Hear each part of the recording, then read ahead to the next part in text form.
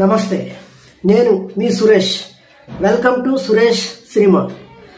Film direction క్లాసెస్లో భాగంగా ఇప్పుడు మనం పోస్ట్ ప్రొడక్షన్ వర్క్ గురించి కొంచెం తెలుసుకునే ప్రయత్నం చేస్తున్నాం.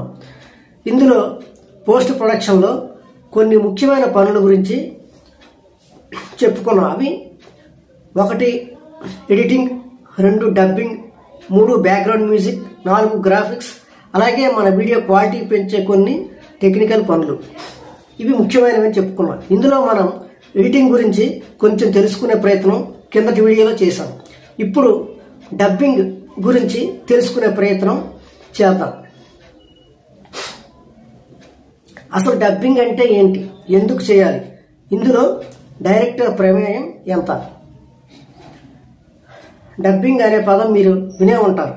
డబ్బింగ్ సినిమాలు అని విని ఉంటారు. అంటే వేరే భాషలో ఉన్న సినిమాని తెలుగు భాషలోకి ట్రాన్స్లేట్ చేయడాన్ని డబ్బింగ్ అంటాం. అంటే ఒక లాంగ్వేజ్ని, ఆ సినిమా అలాగే ఉంటూ లాంగ్వేజ్ని మనం మార్చాం.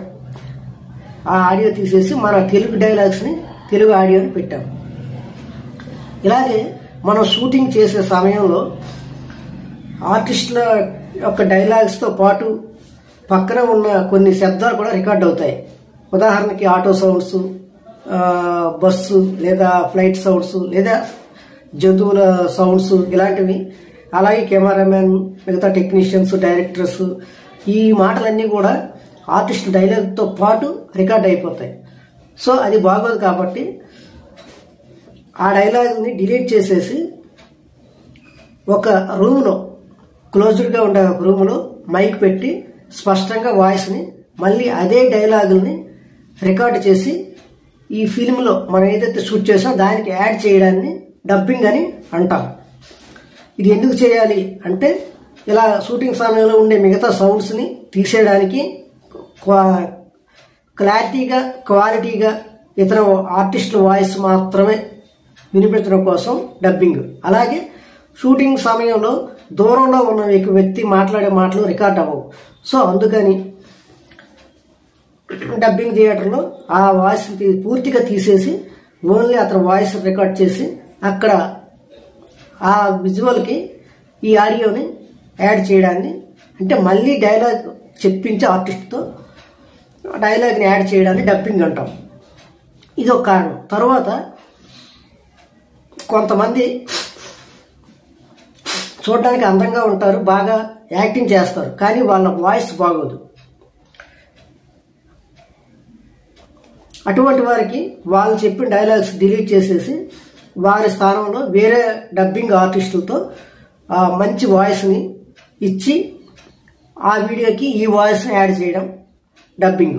అటువంటి అంటే భాష రాని వాళ్ళ పరభాష నటులు, అంటే వేరే లాంగ్వేజెస్లో ఉన్న మంచి నటులు తెలుగులో డబ్బింగ్ మాట్లాడలేరు కాబట్టి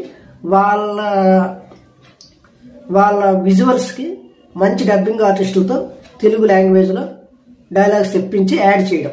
ఇలా ఇటువంటి టెక్నికల్ సినిమా బాగోవడం కోసం, ఇటువంటి కారణాల కోసం డబ్బింగ్ అనేది చెయ్యాలి. ఈ డబ్బింగ్ చేసేటప్పుడు ఆ సౌండ్ ఇంజనీర్స్, అలాగే ఎడిటింగ్ ల్యాబ్తో డైరెక్టర్ కూడా ఉండి ఆ వాయిస్ ఇతనికి అనుకున్న కథకి, ఆ పాత్రకి, ఆ మాడ్యులేషన్ లేదా ఆ సౌండ్ కరెక్ట్గా ఉందో లేదో చెక్ చేసుకుని ఓకే చేయాలి డైరెక్టర్. ఇది డైరెక్టర్ యొక్క ప్రమేయం డబ్బింగ్లో. ఆయన వాయిస్ని సెలెక్ట్ చేసుకోవాలి. తను అనుకునే ఫీల్ వస్తుందా లేదా, కథకి, తర్వాత సీన్లకి, స్టోరీ మొత్తానికి ఆ పాత్ర, ఆ వాయిస్, ఆ మాడ్యులేషను సింక్ అవుతుందో లేదో చూసుకొని ఆ విధంగా చేయించుకోవాలి. ఇది డబ్బింగ్ గురించి.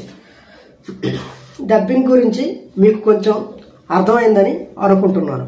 సో ఎడిటింగ్ అయిన తర్వాత డబ్బింగ్ తర్వాత బ్యాక్గ్రౌండ్ మ్యూజిక్ గురించి నెక్స్ట్ వీడియోలో కొంచెం తెలుసుకునే ప్రయత్నం చేద్దాం.